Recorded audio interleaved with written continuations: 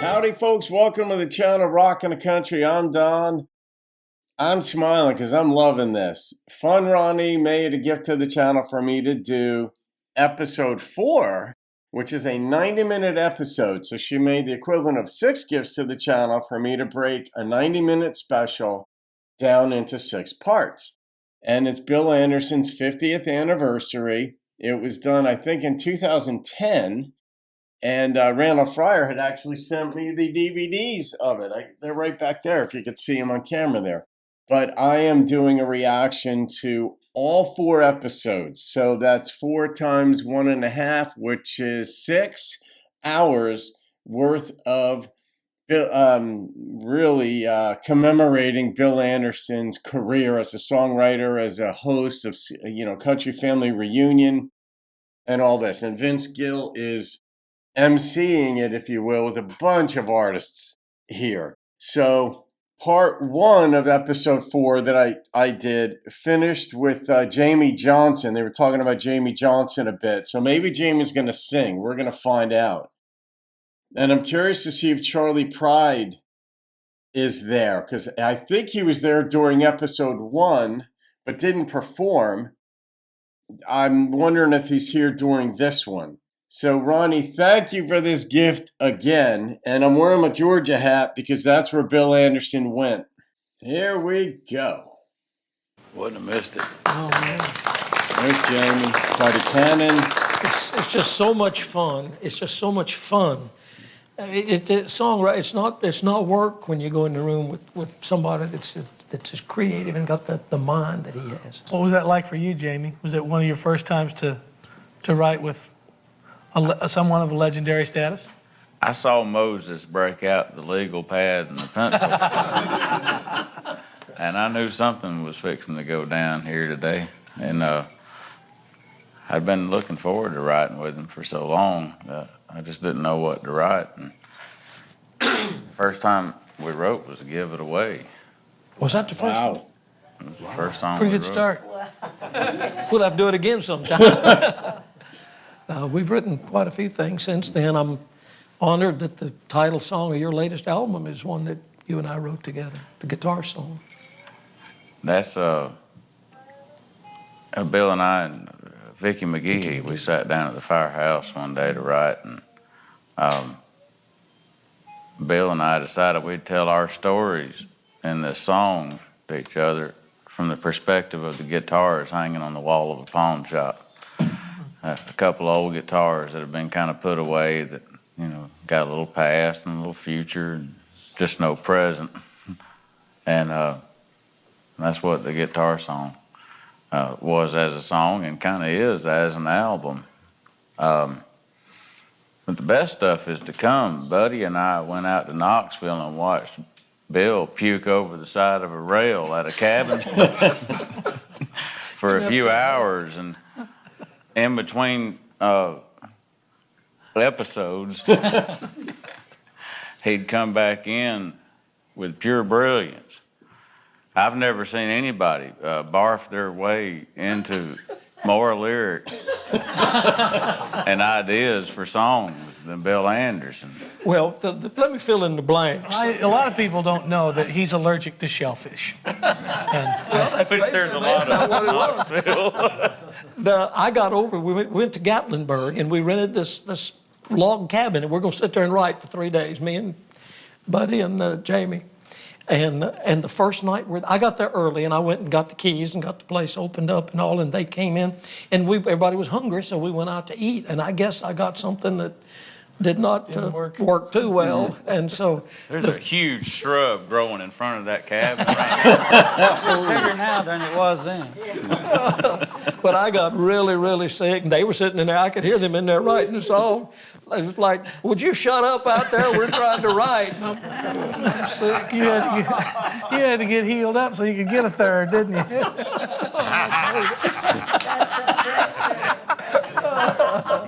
Attaboy. Funniest thing that happened that whole week, though, and I don't mean to embarrass Jamie. Buddy's wife, Billy, had gone down. It was like a costume shop. Is that where she'd gone? And I don't know, but Jamie had the bedroom on the bottom floor, and Buddy had the bedroom on the middle floor, and I had the bedroom up top. So Buddy and I come down the next morning and get some coffee, and Jamie hadn't come up yet, and Buddy breaks out. His wife had bought these little goatees, and Buddy and I put them on. And Jamie comes up to write, and then there's 3 Jamie Johnsons sitting around with the hair. You took that in good stride, though. It was just for fun. Well, as long as we got it on the internet, it was all right. Jamie, would you sing Give It Away for us? Love to. Be great. Song of the year. Yeah. I'm gonna sing with you. Oh, cool. When we wrote this song, I just checked. I wonder if I did this very same rendition, because I typed Give It Away, and I did, this is like 8 years ago. I did Jamie Johnson and Buddy Cannon, Give It Away. No. Nobody recommended this one. Melanie Cannon's dad, Buddy Cannon, played it on May 3rd, 2020 in their live stream from their back porch. I couldn't believe I hadn't done it. I gave it a 9.4 back then. So that's the note that I took on this thing. And then sometime later, I did George Strait's, of course. #1 billion song on that is phenomenal. But I said nobody had requested George Strait's, but I did George's because I did Jamie's and Buddy's. All right, this is fun. we called in Les over here to come in and help us with the acoustic.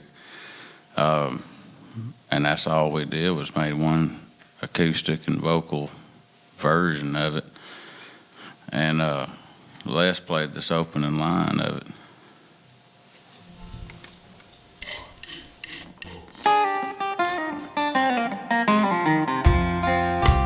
What an intro.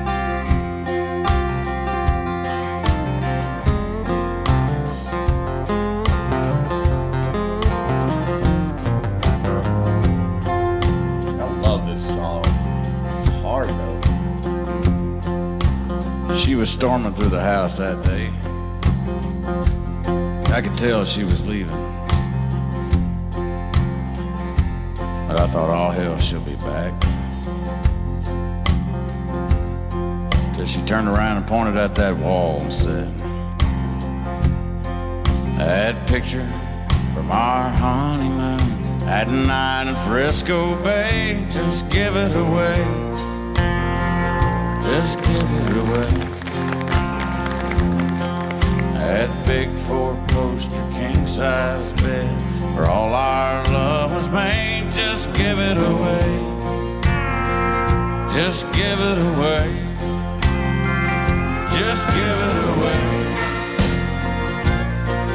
Ain't nothing in this house worth fighting over.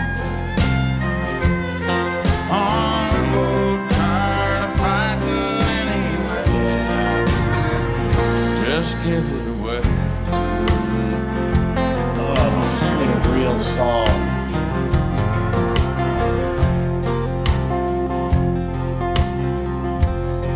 So anyway, I tried to move on, but it seemed like every woman that I hold just keeps reminding me of that day. When the picture, when she was wide open, she flung her diamond ring, said, give it away. Just give it away. That's when you don't care anymore. I said, now, honey, don't you even want your half of everything? She said, give it away. Just give it away. Just give it away. Ain't nothing in this house worth fighting over. Oh, we're both tired of fighting anyway. Just give it away. I wonder what Vince is thinking here. How he could work this song into his next concert, maybe.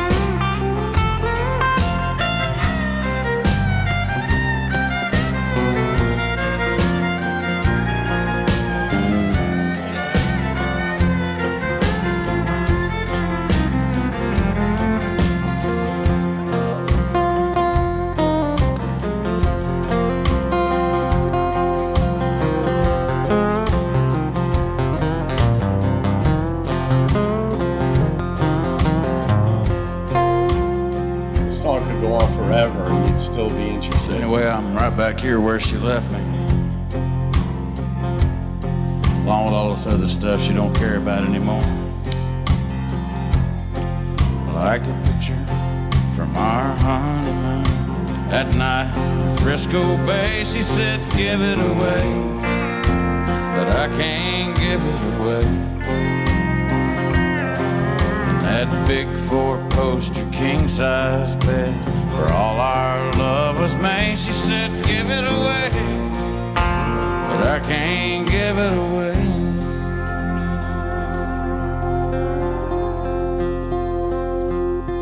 I've got a furnished house and a diamond ring and a lonely broken heart full of love, and I can't even give it away.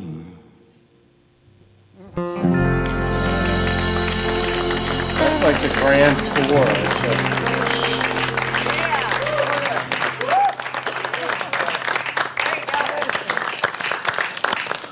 Thank you, Jamie. You know, a lot of people think because of the recitations and all that it was my idea for the little talking part, but it was Buddy's. It was Buddy's idea to do the little talking parts. That had... I just thought you forgot. I hadn't forgotten. No, I wasn't sure, the day we wrote that, I wasn't really sure that, that anybody would want to record it with that talking part in there, but I think it was part of what made it. Was a very smart idea on your part. You write songs and you sit there and you look back on them later. You remember how we debated about whether to say flung her diamond ring or not? Do you say flung? She flung her diamond ring. We went back and forth. We spent 30 minutes trying to decide whether she flung that ring or not. Past tense for fling. Fling, flang, flung. George Strait didn't have any problem with that, did he? No, he didn't. Bless his If heart. George Strait likes a song, he sings it exactly the way the demo is, the way the guy wrote it. He doesn't change anything. That's awesome. What about that that he did? I think he added that. He did add the but we didn't give him part of the song. He didn't puke. He didn't puke. Well, I can personally say it's been an honor for me to get to write a few songs with you over the years, and I appreciate what you said earlier about that. And I remember when we hooked up, and it's interesting how when you write songs, you're just trying to find common ground. Yeah. You're trying to find something that you can both, that will speak to you. And we were going through some titles. I had a few things, you had a few things, and I remember I was so drawn to, you had a verse of Which Bridge to Cross. And the first line you had was, I've got two loves in my life now, a true love and one that's brand new. And man, at the time, that destroyed me. And I didn't know it. No, of course not. But like I said, you never know what somebody else is going to respond to. I was in a marriage that was, not the greatest thing in the world, and I'd met Amy, and we had this connection. But I just went, I don't think I ever see this in any other light other than just, oh well, and man, did that spoke to me and was so inspiring for me to want to jump on that and say, I know how this feels right now. Yep. And it was an honor to write that song. That's what happens when I'm doing these reactions. And I know it's what happens when you guys listen to songs, but like in the songwriting process, like Vince, he's feeling these songs on a whole different level because he's immersed in it. It's not like you're going down the road, you hear a song and you're kind of semi-distracted, but you're focused on the song a little bit and it hits you a certain way. Like when I'm doing these reactions, because I'm analyzing, I'm immersed in it. It penetrates, it saturates differently. I relate to what Vince is saying right here, big time. With you, and I sing it most times when we're on the Opry together. You've done that a lot, and that's very kind of you. And sometimes I forget the words and crawl under the stage, and whisper them to me as loud as you can. But Jim Ed Brown is here today. I hadn't heard a lot from Brother Jim Ed. I'm learning too much. I'm listening. You've got as much history with Bill as just about anybody in this room. You've probably been there as many years as Bill has at the Opry, and awful lot of history together. First time I met Bill Anderson, Hubert Long was my booking agent, and of course Hubert was also booking Bill, and he booked a date for us together. And Hubert said, "Why don't you get on the bus and ride with Bill?" Well, Bill didn't ask me to go on the bus and ride with him, but I did anyway. And Bill got in his back room, and he didn't come out. I didn't see Bill the whole trip. Oh, no. But that, except on stage. But that was the beginning. You know what? I haven't recorded many of his songs. I did a song called Alpha and Omega, the beginning and the end, and it might have been the beginning and the end, both, you know, of my recording his songs. But Bill is, to me, is one of the most prolific songwriters that has ever come to Nashville, Tennessee. And I've told him this before, you know, but Bill and I, we do some shows together and all, and I thoroughly enjoy working with Bill.